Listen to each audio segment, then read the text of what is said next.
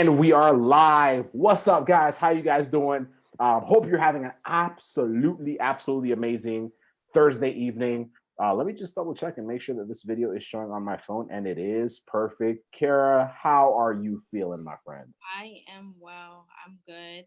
Man, Karrah, y'all, you guys are in for a treat tonight. You really are.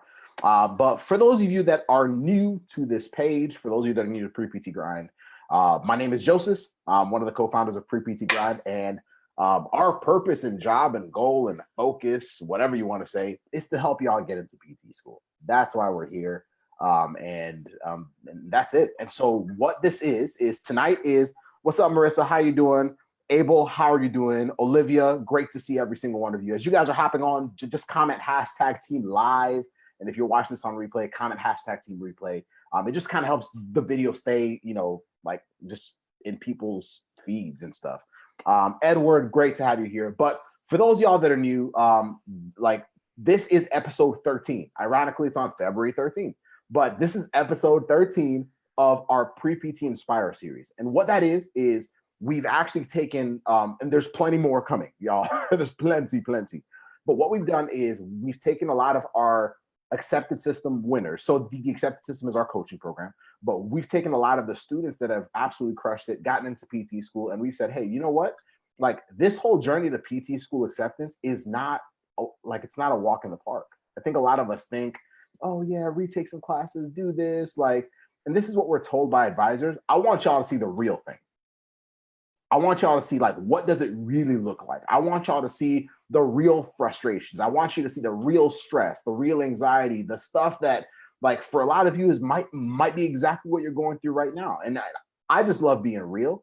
And so what we've done is we said, hey, let's actually bring some of those students. Karrah is going to be the main feature tonight. But the biggest thing is we've said, hey, let's bring them on here. Let's actually have them share their story, good, bad, ugly, and then what they did to finally get accepted into PT school. So if you are joining us, man, great to have every single one of y'all here. Michael, great to have you here. But that's the purpose of this. So as we're going through, guys, like comment, like as you guys are, like, if you have questions, comment them. I'll make sure that I, inform Karrah about them and she can answer them. If you guys want to congratulate her, if you want to say, hey, that sounds like what I'm going through right now, y'all, just let's lock in and make sure that you are served. The purpose is for us to serve you. So Karrah's already accepted into PT school. She good. Like, I'm already a physical therapist. So the goal is to make sure you're served. And that's it. That's our goal for tonight. Is that cool with you, Karrah? Yep. Perfect. All right, let's dive in. What's up, Paulo Ching? Justin, what's up, man? All right, so let's just get to the good of it. So Karrah, let's start from the beginning. Before we get to the stuff that's tough to, kind of process, and where a lot of your stress and, all the different things that kind of became stumbling blocks along your way to becoming a physical therapist, like, tell us, why PT? Like, what led you to choosing physical therapy to begin with? What drew you to it? What's the story behind why you chose the profession as a whole? Go. Okay, so before I directly answer the question, I'm going to rewind to basically undergrad. Basically, my first year of college, I did terrible compared to being an A student in high school. My undergrad, the last semester I ended up with a 1.5 GPA my first semester, and I was put on probation, and that wasn't like me at all. So I just started, going through school, and I got my GPA up, of course, but I was still unsure of what I wanted to do. I was a bio major, which I hated, but I'm like, okay, I want to be in the medical field.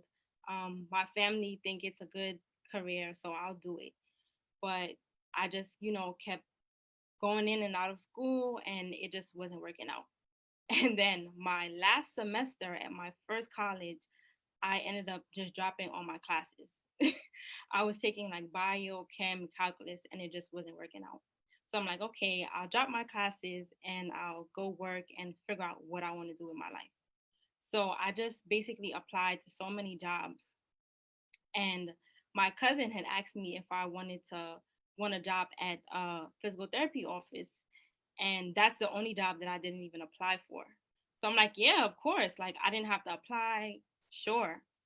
So from that, like just working at the PT office and realizing how much physical therapy impacts people's lives.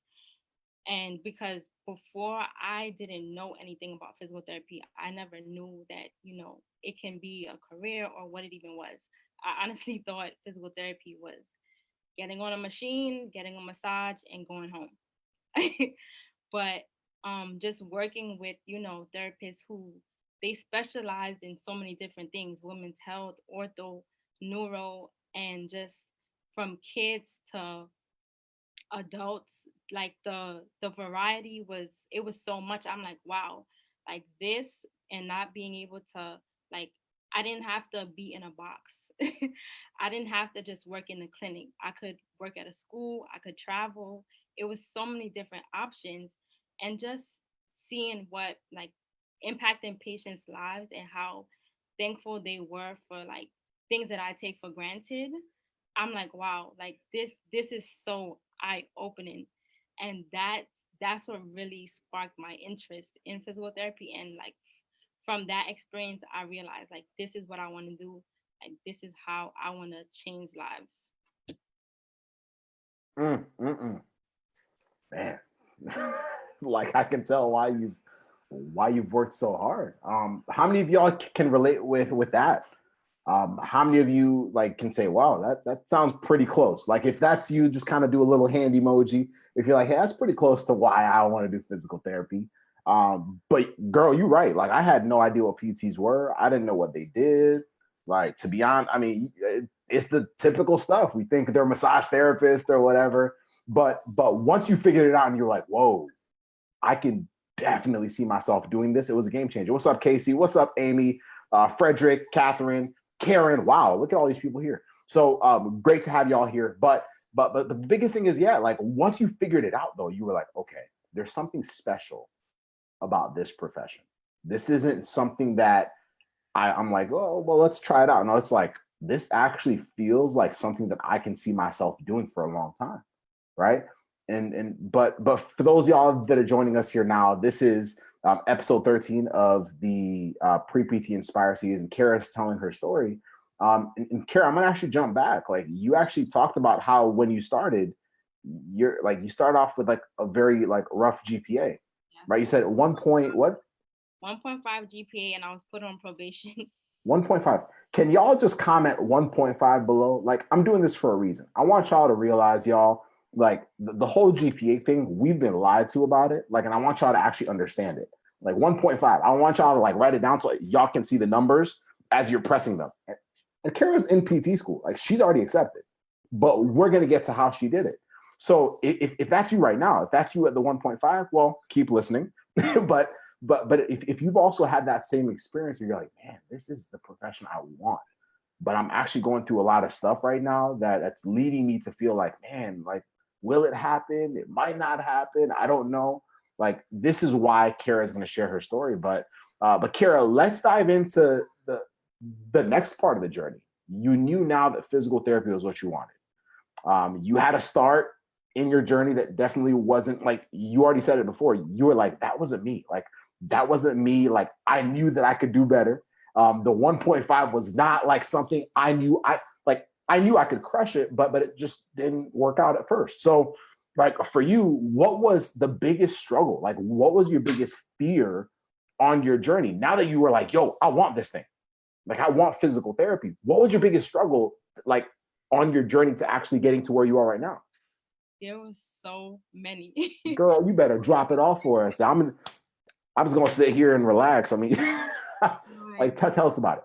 One of my biggest ones that I remember in undergrad was physics.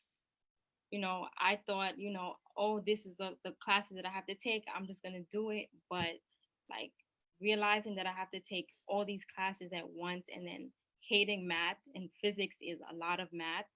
I'm like, oh my gosh, I don't know.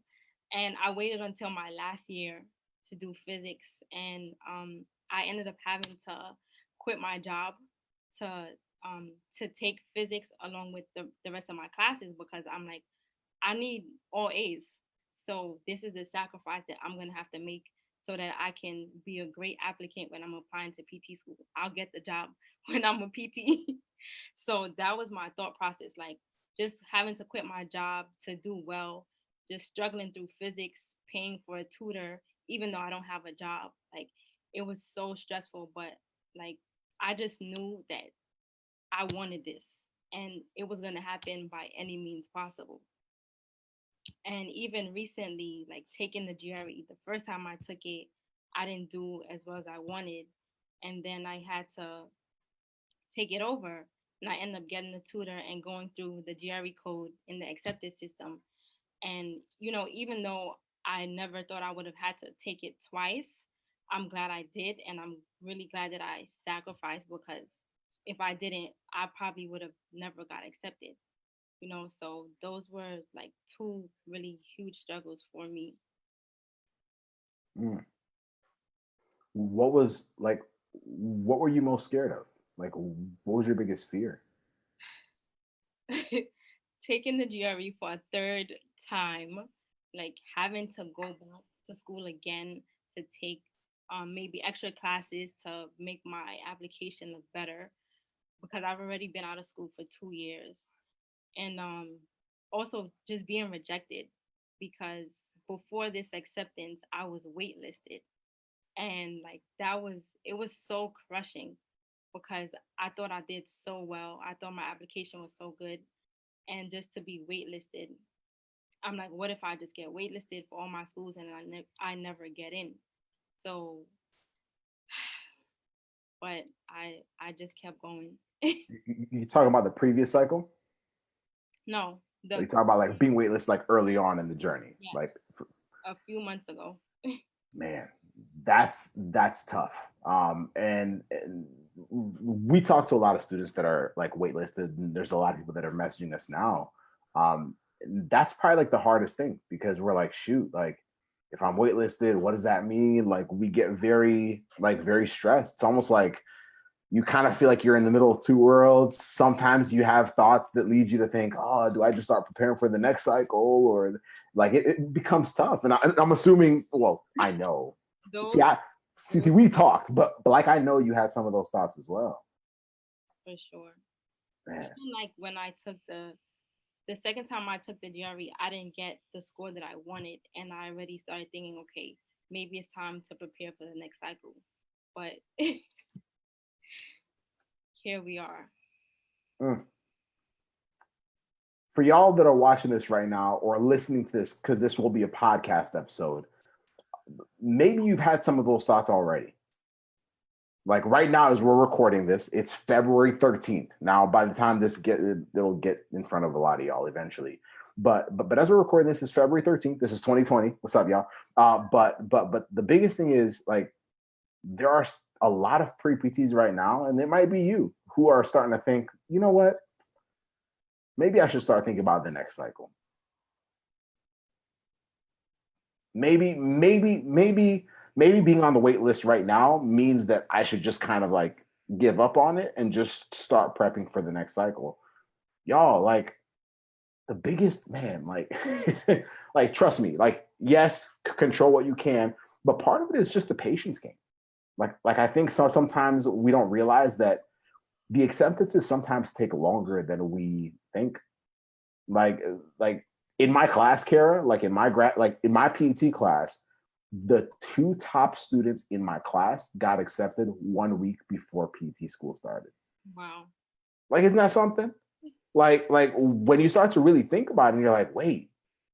And the reason why I said that for y'all to hear, because Karrah's already accepted into PT school, but the reason why I said it for y'all to hear is because sometimes we start thinking, you know what, maybe I'm not qualified to like be accepted into a program. Maybe I'm not good enough. Maybe I don't have what it takes. I just told y'all two of the top students in my doctor of physical therapy like class were accepted 1 week before PT school started. We're in February. Our program started in August.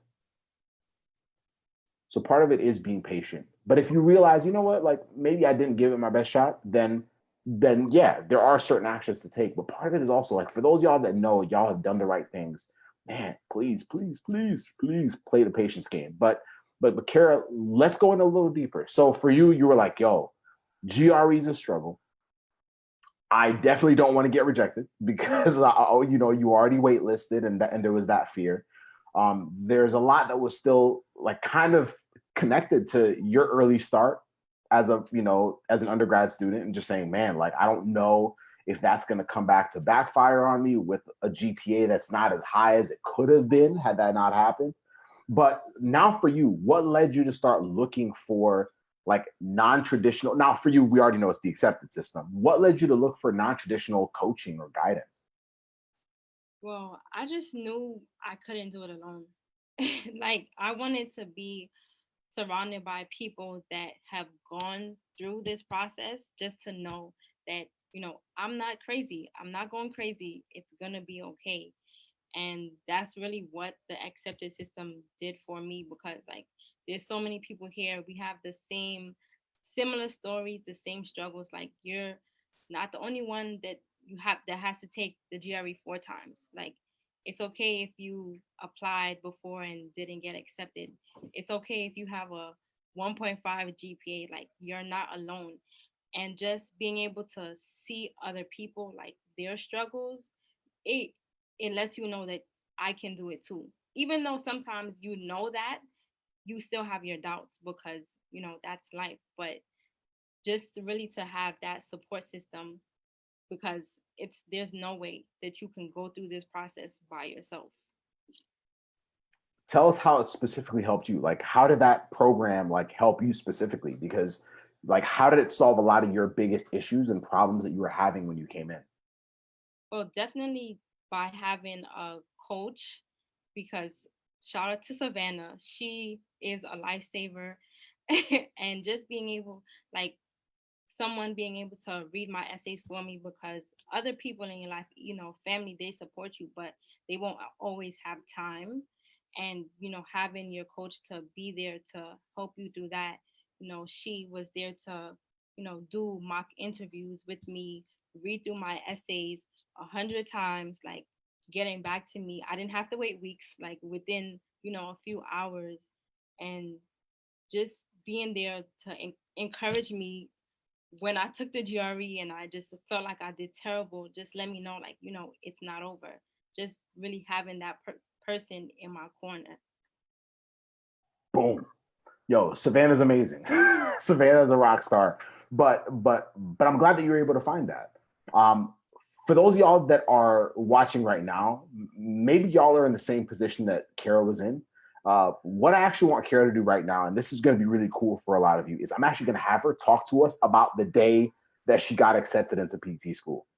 Like, I want y'all to hear it because the biggest thing is like for Karrah, like to be honest, if Karrah really wanted, we could have been on the we could have done like an hour-long live stream if we wanted to. We could have done a 2 hour because there's so much. There's so much. Like if we like Karrah, if we go back and we just talk about the good, the bad, the frustrating, the moments where you contacted Savannah, for example, or myself, or Casey freaking out. And you're like, I don't know. Like everything that you ever went through, good and bad, like it's a lot. It's a lot. And that's what makes your story so beautiful. That's what makes everybody's story so amazing if they actually, you know, follow through and finish it.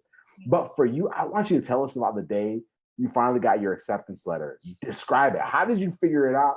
Because I want people to start like dreaming, like I want them to start seeing themselves in that time and say, shoot, like, what am I willing to do for that feeling? What am I willing to do for that experience, for that day, for the day I look at my phone and see we're pleased to inform you, like, yo, like, what am I going to do? So for you specifically, how did it happen?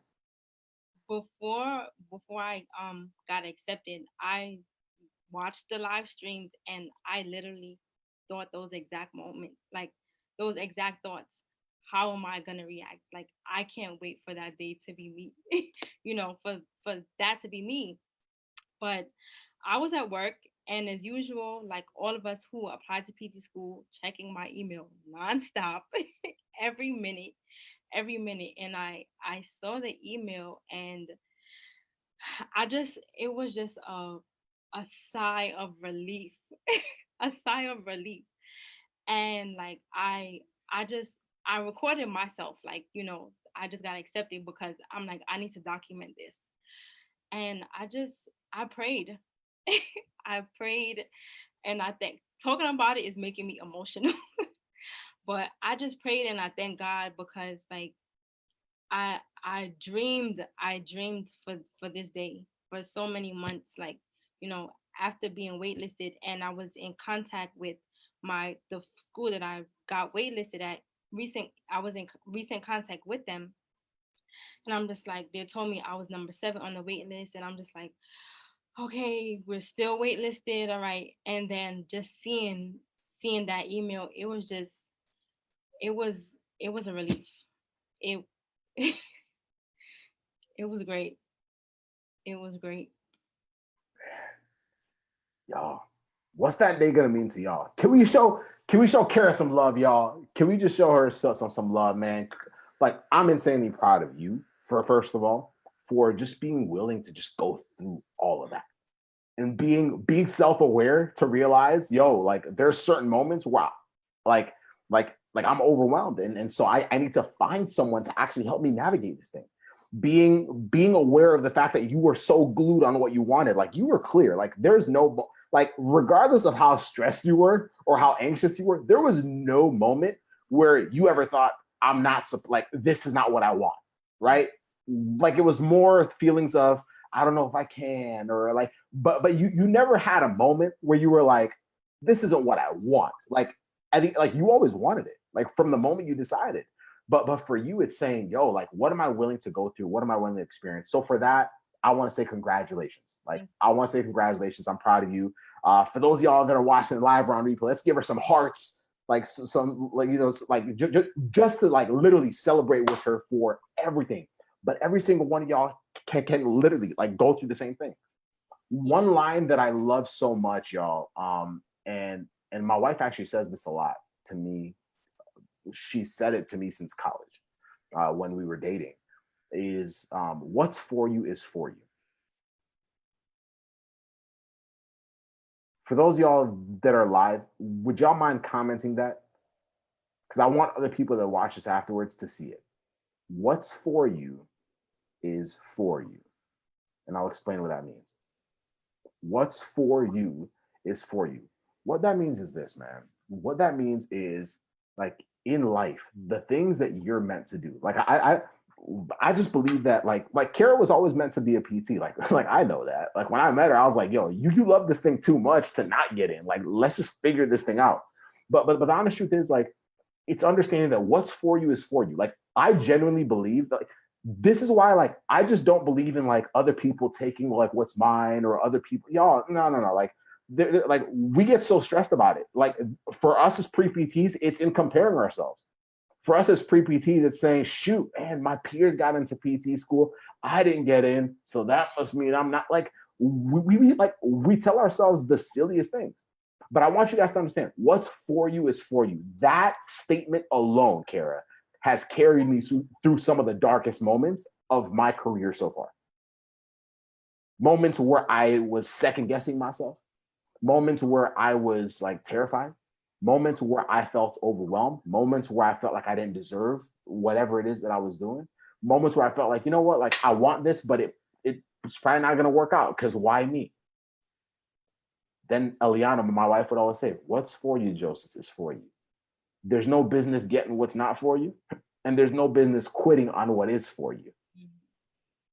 And for every single one of you, including Karrah, like, I believe that y'all were put in, like, that passion that you have for physical therapy, that desire that you have to serve people in that way, was like it's not an accident. Like, y'all, unless y'all just woke up and you're like, shoot, I guess, like unless that was the case, like, if you have this, like, passion where you're like, yo, like, I would do anything to, man, it's for you.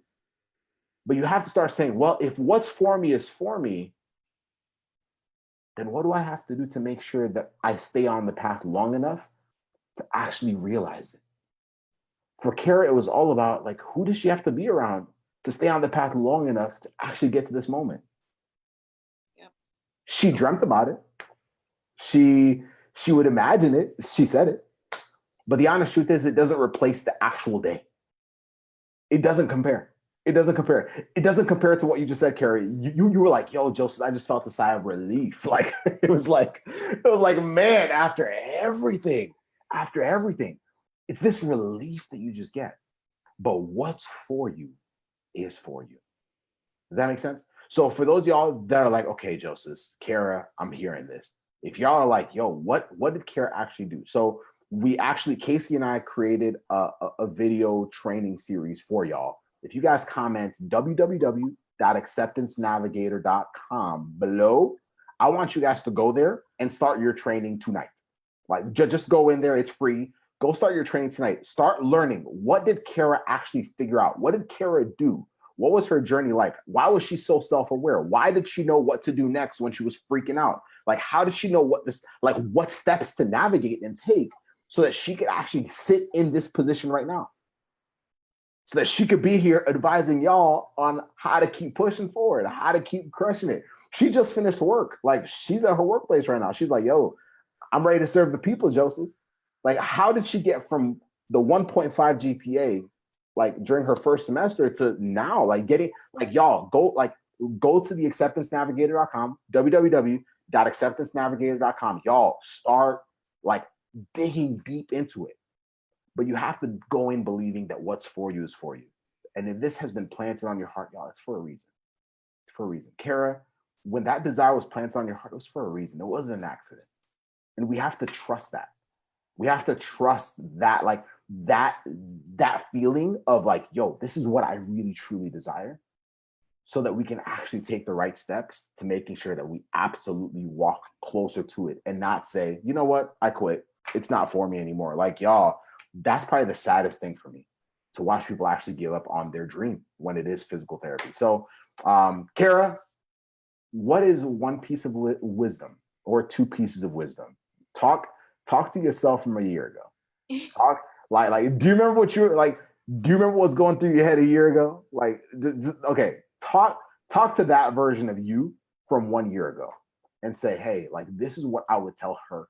Because the people listening right now, there's somebody who is in that state of mind. There's someone who's that same level of stress, like self-doubt and not knowing how this is going to transpire. Like, they're there right now and they would love to hear what you would have told yourself had you been able to go back in time a year. So what's your word of wisdom?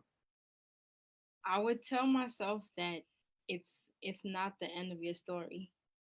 Like, even though you had to take the GRE twice and you did terrible, or you had a 1.5 GPA, or you failed the class, or you dropped out of all your classes, it's not the end of your story. If you want it, keep fighting.